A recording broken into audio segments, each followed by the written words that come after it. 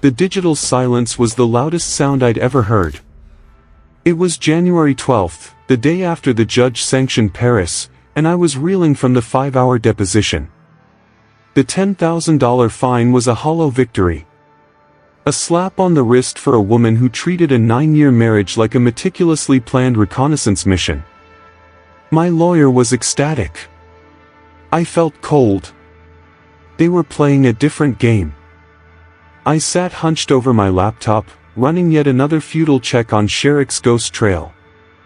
The deposition had confirmed my deepest fears. Paris wasn't just cheating, she was constructing an elaborate fortress of lies, weaponizing that no-fault divorce law to protect her secret.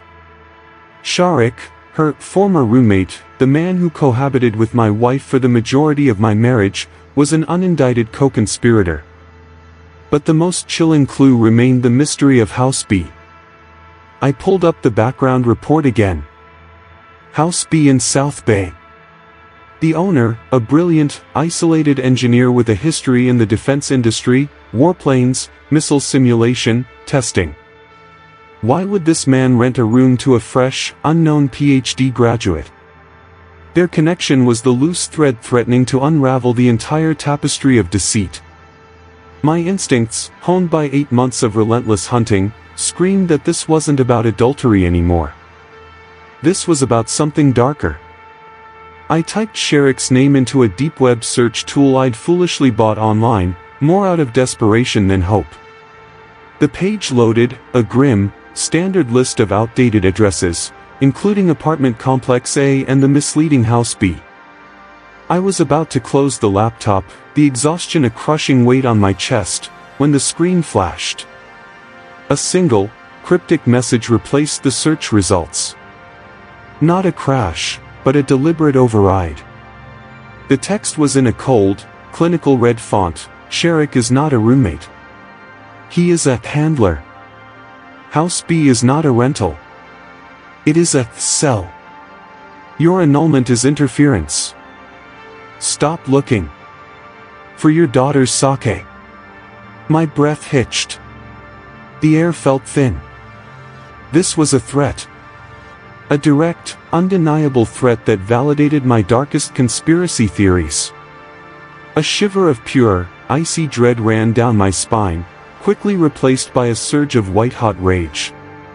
They had dragged my daughter into this. They had used my life as a cover. But how did they get into my system? I was a software engineer by trade. My security was tight, multi-layered. Yet, someone had bypassed it to send this chilling missive. This wasn't just Sherrick, this was a network. A professionally run operation, and I had stumbled into the middle of it. The divorce battle was merely a smokescreen for something colossal. The shock was so profound, it gave way to a detached, almost manic clarity. I immediately unplugged the laptop, pulling the power cord out with a violent yank, the screen going dark. Then, I rushed to the window, pulling the blinds apart, searching the moonlit street for an anomaly. Nothing. Just the familiar, quiet suburban landscape. But the quiet was an illusion. I knew they were watching. Over the next few days, every shadow was Sherrick, every ringing phone a warning. The paranoia was a suffocating cloak. I started using a burner phone, communicating with my lawyer only through encrypted channels, a move she found bizarre, but which I defended with vague references to cyber harassment. She still refused to give up on the court-ordered deposition of Sherrick, despite Paris's lawyer's continued refusal to provide an address. The lawyer's final push for a motion to compel had paid off. The judge's order was a seismic shift. Paris had to provide proper responses and pay a sanction. But I knew the judge was only seeing the tip of the iceberg, a messy, acrimonious divorce. He couldn't possibly fathom the geopolitical rot beneath the surface. The only viable path now was to follow the original clue, House B. It was the cell, the epicenter of the deception. The car, Paris's car, driven by Sherrick, was still occasionally parked there. The Ring doorbell light confirmed the hostility. But I couldn't just stake out a spy nest. I needed more.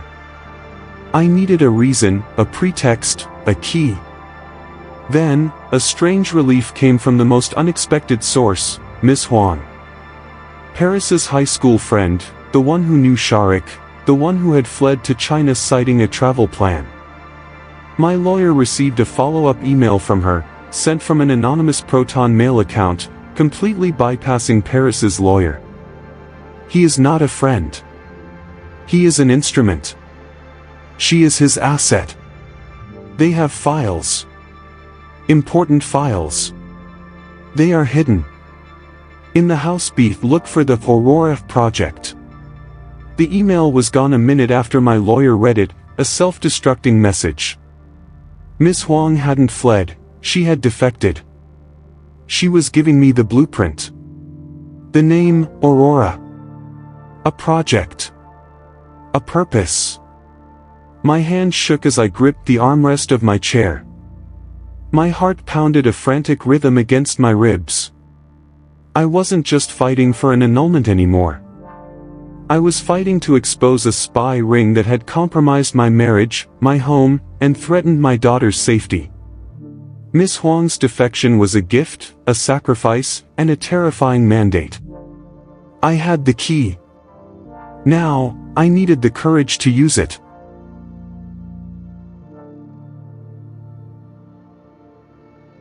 The word Aurora was a white-hot brand seared onto my consciousness.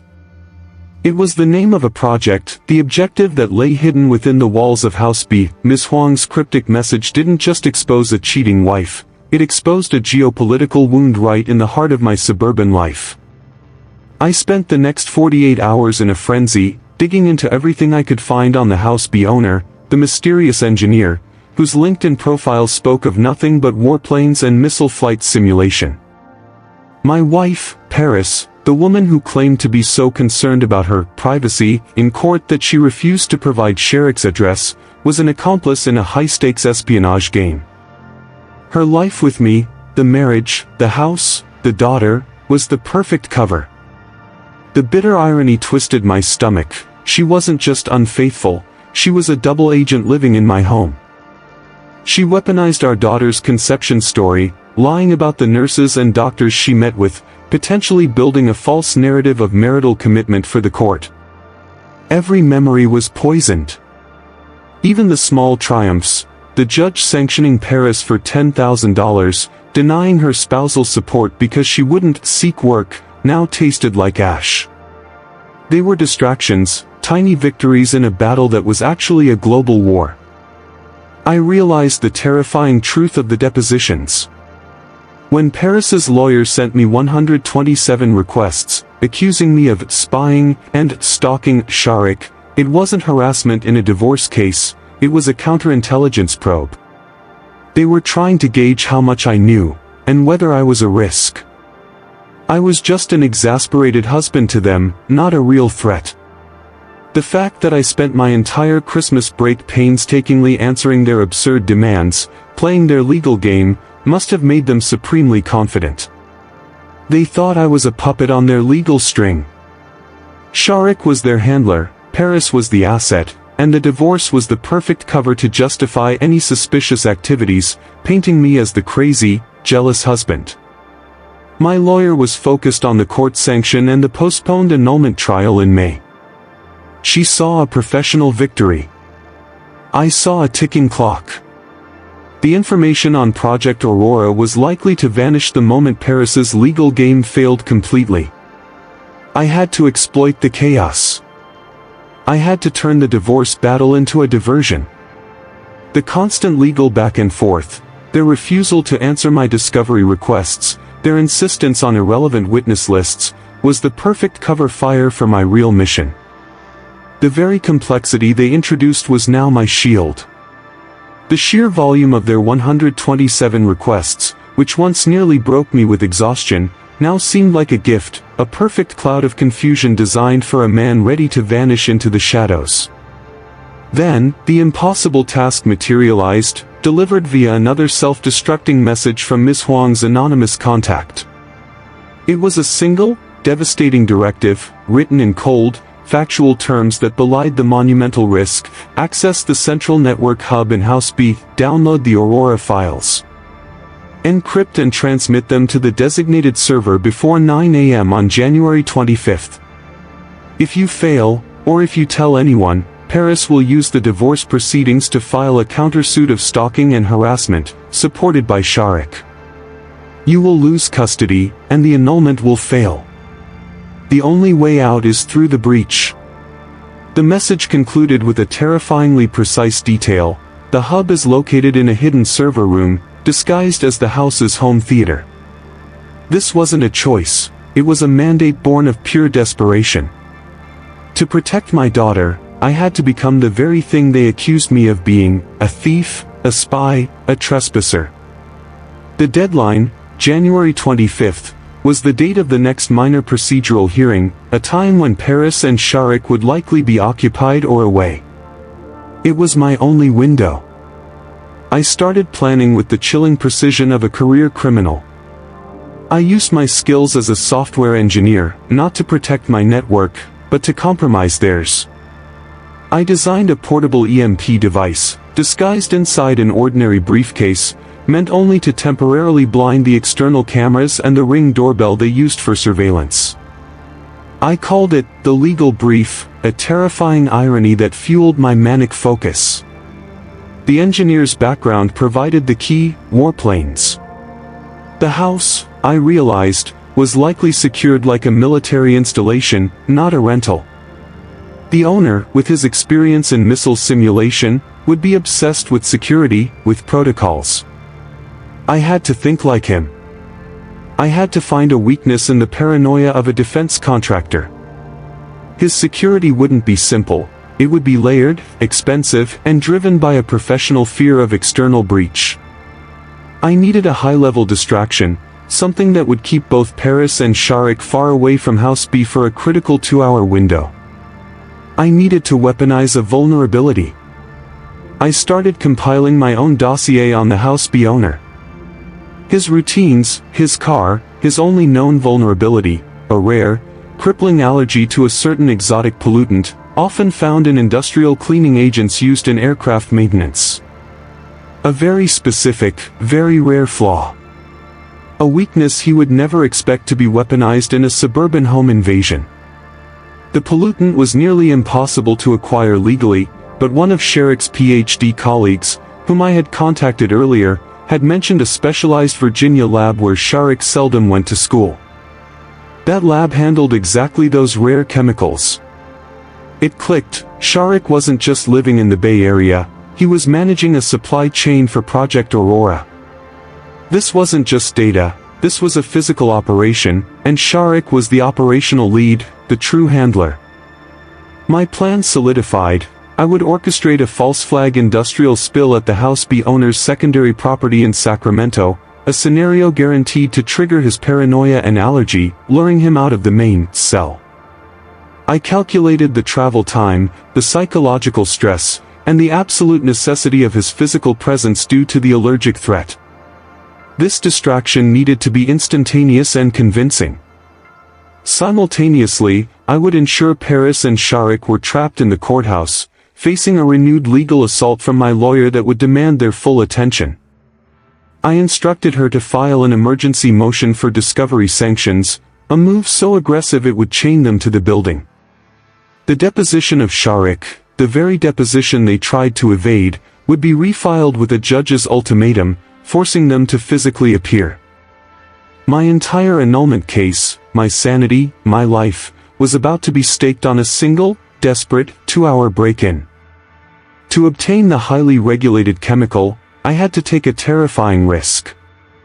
I used a sophisticated digital masquerade to impersonate the House B engineer, leveraging his LinkedIn details and the rumored Virginia lab connection to place an order under a false emergency scenario. This wasn't just illegal, it was career suicide if I were caught. But the threat was no longer theoretical. It was real, tangible, and growing closer. The cost of a divorce was merely money, the cost of losing my daughter to a spy was unimaginable. I was morphing from a heartbroken husband into a shadow operative, driven by the purest form of paternal rage. Before I could even finalize the supply chain for the chemical, the paranoia returned with a vengeance, but this time, it was personal and devastating. I was reviewing my daughter's digital activity, something I only did out of a newfound, terrifying necessity, when I received a chilling notification. An anomaly in her favorite online drawing app.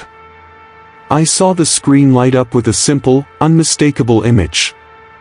It wasn't my daughter's work. It was a perfect, miniature blueprint of House B, drawn in a childlike style, with a flashing red dot over one window.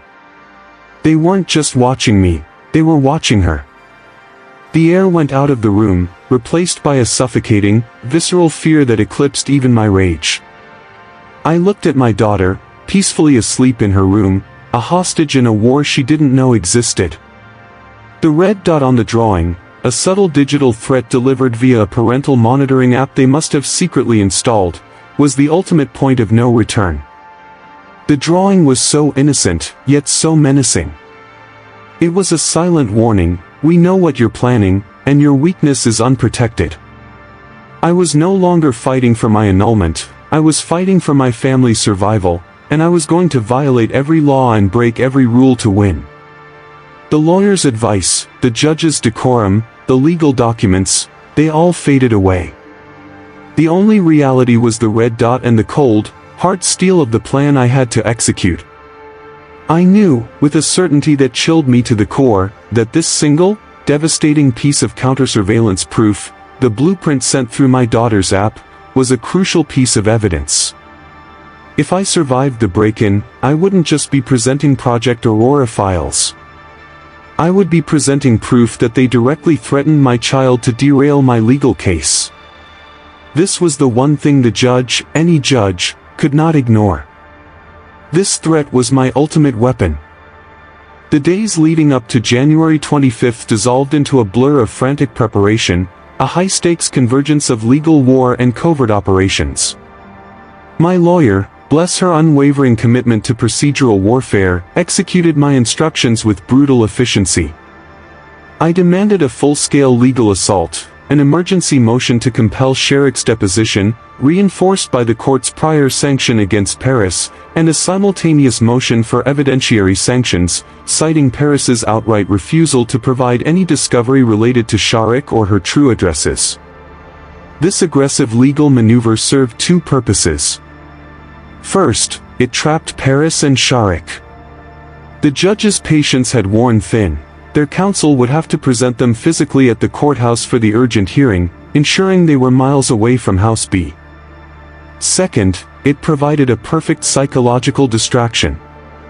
They would be so consumed defending themselves against the threat of losing their case completely, or facing a massive, immediate fine, that their focus on the security of the cell would be fatally compromised. Meanwhile, my physical preparations were relentless. I acquired the exotic cleaning agent, the defense contractor's allergy trigger, through a highly illegal and complex digital transaction, using layers of obfuscation to mask the order's origin.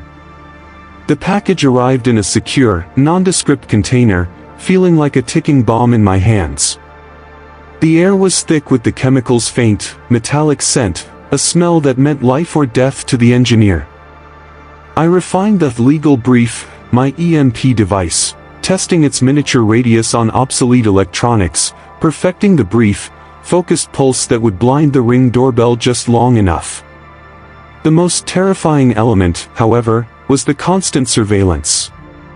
Every time I left the house, every time I touched my daughter's drawing app, which I was forced to monitor for more coded threats, I felt Sherrick's eyes on me. I knew they could track the chemical order if they focused their full resources. The red dot on my daughter's blueprint of House B had permanently altered my reality. It was a visible reminder that they knew my plan's target, even if they didn't know the exact timing. They were playing a cold, patient game of psychological warfare. The plan to lure the engineer to Sacramento was set for the night before. I placed the contaminated material inside the air filtration system of his secondary residence, triggering a false flag environmental alert that mandated his immediate, allergic presence. I drove for hours, planting the evidence, feeling the ethical rot of my actions, yet knowing that every crime I committed was a necessary shield for my child. January 25th dawned. The day of the operation.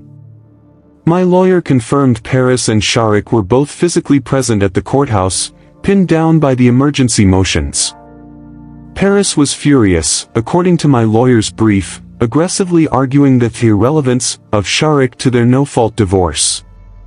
Sharik, masked by an unnerving calmness, sat beside her. He was the handler, watching his asset defend the cell. Their legal defense was their operational defense. I had a 2-hour window.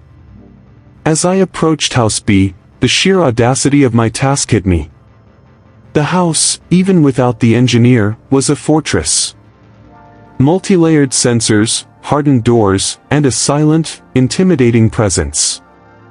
I deployed the legal brief, a focused EMP pulse that momentarily silenced the front-facing cameras. The Ring doorbell died with a satisfying, high-pitched whine. I forced the side door, the one marked by the red dot on my daughter's drawing, using a specialized tool that mimicked the precise frequency of the security system's key fob. It wasn't about brute force, it was about exploiting an engineering protocol. Inside, the air was cold, sterile, and silent. The house was not lived in, it was maintained. The only human touch was a framed photo of Paris and Sharik from their supposed college days, sitting conspicuously on a living room table, a piece of cover evidence left for any casual visitor. I moved to the basement, locating the home theater, the alleged server room. The home theater was a masterpiece of misdirection. Plush leather seats, a massive screen, but behind the acoustic paneling, the air hummed. I located the hidden latch, a magnetic lock disguised as the volume knob on the receiver. It opened to reveal the central network hub, a small, but highly advanced server rack, blinking with ominous, green life. The Aurora files were here. My heart hammered. I plugged in my specialized flash drive. The decryption sequence began, a terrifyingly slow process that made every second stretch into an eternity. As the progress bar crawled forward, 10%, 20%, I noticed a secondary monitor displaying a live feed. Not of the exterior, but of my own home. A tiny, high-definition camera was mounted discreetly in the corner of my living room, perfectly framed to capture my workspace and my daughter's path to the kitchen. The sudden, dizzying realization was not just that I was watched, but that Sharik had a remote override. He was watching me right now, even from the courthouse. He must have triggered the red dot on the drawing app the moment he saw me approach House B. He was playing a fatal game of cat and mouse, knowing I was trapped, knowing I couldn't stop the download without exposing the entire operation. My 2-hour window was a sham, I was in a cage. The download hit 70%. That's when the second screen changed. The live feed of my house flickered, replaced by a text message pop-up from Sharik, "Leave now. Paris is on her way." He hadn't just been watching, he'd intentionally let me download enough files to compromise myself, waiting for the perfect moment to spring the trap. Paris was his final line of defense, a physical threat designed to catch me in the act. I ripped the flash drive out at 85% completion, it was enough. Enough to expose the scope of Project Aurora. I abandoned the EMP device, which would expose my involvement, and scrambled out the hidden door just as I heard a car screech to a halt outside. It was Paris. She didn't shout. She didn't call the police. She was wearing her expensive, severe courtroom attire, but her eyes, when she saw the slightly ajar side door, were feral. She simply walked straight toward the entrance, pulling a heavy-duty, military-grade flashlight from her purse. She was hunting. The silence of her approach was more terrifying than any scream. I managed to lock the side door just as she slammed her weight against it, the sound echoing through the sterile house. I sprinted across the yard and into my car, the roar of the engine a desperate cry for freedom. I saw Paris emerge from the house, her flashlight beam sweeping across the lawn, finally landing on my license plate as I sped away. Her face, caught in the high beam of her own light, was a portrait of pure, cold malice. She had failed to catch me in the act, but she had my plate number. The tables had turned, but I was now the exposed criminal. I had the data, 85% of Project Aurora, enough to prove its espionage intent. But the true gem was Sherrick's text message on the server room screen, "Leave now. Paris is on her way." This single piece of proof, captured by my phone before I fled, proved he was monitoring House B remotely, that he was actively directing Paris's movements, and that he was a participant in the crime, not merely a former roommate. It was the physical evidence needed to connect the divorce lie to the espionage operation. The annulment was within reach, but the price of providing that proof would be a countersuit that could ruin my life. The bitter victory was about to begin. The drive back from House B was a desperate, panicked race against time and justice. I had the flash drive, pulsing with the lifeblood of Project Aurora and, more importantly, the irrefutable evidence that Sherrick was a handler and Paris was his asset. But Paris had my license plate. She had a lawyer ready to weaponize the system against me. I was a criminal with irrefutable proof of a geopolitical crime. The irony was suffocating. I parked my car miles from home, swapped out the plates for a pre-prepared set, and dumped the legal brief EMP device into a remote, industrial dumpster.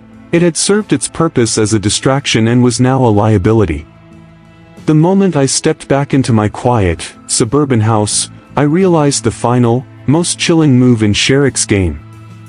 The live feed he'd been watching, the camera in my living room, meant he had audio and visual evidence of my manic research, my frantic calls to the lawyer, and even my moment of panic when I found the red dot on my daughter's drawing app. He hadn't just missed me, he had recorded my mental breakdown. The final twist, I hadn't just broken into a spy's cell, I had unwittingly recorded my own confession of paranoia and illegal surveillance for them. I spent the next 48 hours creating an unbreakable, triple encrypted package of the data, 85% of Project Aurora, the proof of Sherrick's remote control over Paris, and the terrifying evidence of the threat against my daughter, the red dot blueprint.